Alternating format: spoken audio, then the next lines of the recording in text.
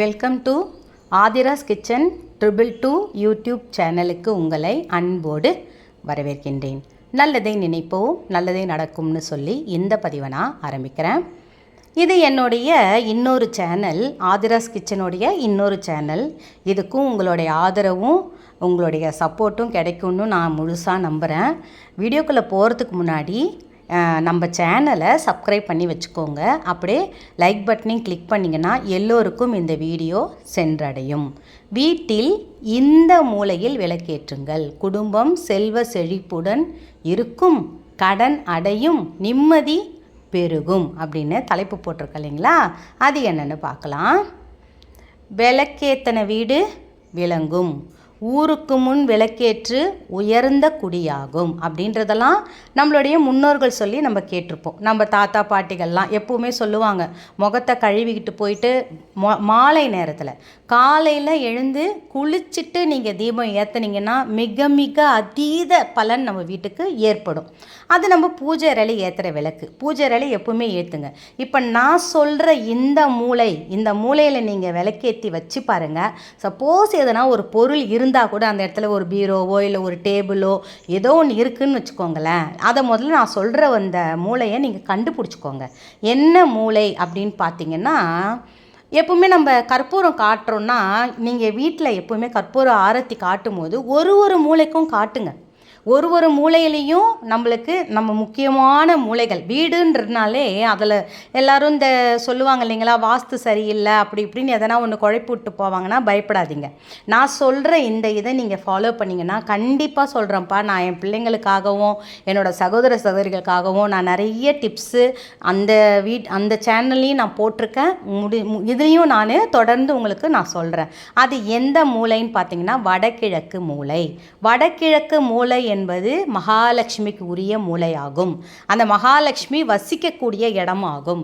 இப்போ தென்மேற்கு மூலையை எப்படி குபேரனுக்கு உரிய மூலைன்னு சொல்கிறோமோ அதே மாதிரி தான் வடகிழக்கு மூலையில் நம்ம தீபம் ஏற்றுறது. அது எந்த மாதிரி ஏற்றணுன்றது தான் அது ஐதீகமே இருக்குது. இப்போ முதல்ல என்ன பண்ணணும்னா, கொஞ்சம் மஞ்சளை கரைச்சிக்கோங்க. அந்த இடத்த முதல்ல துணி வச்சு தொடச்சிடுங்க, ஈர துணி வச்சு. இல்லை எங்கள் கழுவுற வீடாக இருந்தால் கழுவி விட விட்டுருங்க. வடகிழக்கு மூலையில் என்ன பண்ணணும்னா, முதல்ல மஞ்சளில் கொஞ்சம் பச்சை கற்பூரம், ஒரு ஏலக்காய் துண்டு நசுக்கி போடுங்க. அதில் பன்னீர் விட்டு கலந்து அந்த மஞ்சளை அந்த இடத்துல ரவுண்டாக நல்ல ரவுண்டு ஷேப்பில் நல்லா தடவுங்க. அந்த நீங்கள் அதை செய்யும் போதே ஸ்ரீம் என்ற வார்த்தையை உச்சரிங்க. வேறு எதுவுமே தேவையில்லை. இல்லை மகாலட்சுமியே துணை, எங்கள் வீட்டில் எந்த நேரம் பார்த்தாலும் ஏதாவது ஒரு தரித்திர நிலைமை உண்டாகுது, அதற்கு எனக்கு நல்ல ஒரு தீர்வு கொடு, இந்த விளக்கை நான் அதுக்காக தான் ஏற்றுறேன் அப்படின்னு சொல்லிட்டு அந்த மஞ்சளை நல்லா தேய்ச்சிட்டு அது மேலே ஒரு சின்னதாக ஒரு கோலம் போடுங்க. முடிஞ்சால் தாமரைப்பூ வரைங்க. நம்ம வீட்டு உள்ளே தானே வரைகிறோம், அதனால் தாமரைப்பூவை வரைஞ்சி அதுக்கு மேலே ஒரு நெய் தீபம். அந்த நெய் தீபம் ஆகப்பட்டது மண் அகல் விளக்கில் ஏற்றுனீங்கன்னா ரொம்ப நல்லது. அப்படி இல்லைன்னா பித்தளை விளக்கு இருந்தாலும் ஏற்றுங்க. வெள்ளி விளக்கு இருந்தால் இன்னுமே நல்ல ஒரு மகாலட்சுமி கடாட்சம் அந்த மூலையில் நீங்கள் ஏற்றும் பொழுது நல்ல ஒரு வீட்டுக்கு ஒரு அதிர்வலையை உண்டாக்கும். எப்பம்மா ஏற்றலாம் இந்த விளக்கு? மாலை நேரம். நான் வேலைக்கு போகிறேம்மா, நான் வேலைக்கு போயிட்டு வந்து மாலை நேரத்தில் ஏற்றலாமா? தாராளமாக ஏற்றுங்க. எப்போல்லாம் நீங்கள் தீபம் ஏற்றுறீங்களோ அப்போல்லாம் உங்கள் மனசு நிம்மதி அடையிறத நீங்களே கண்கூடாக பார்ப்பீங்க.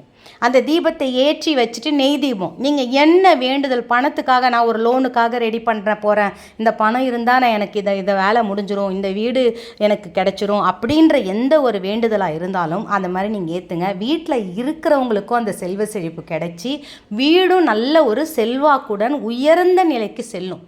இந்த தீபத்தை மறக்காமல் ஏற்றுங்க. பிரம்ம முகூர்த்தத்துலேயும் ஏற்றலாம்.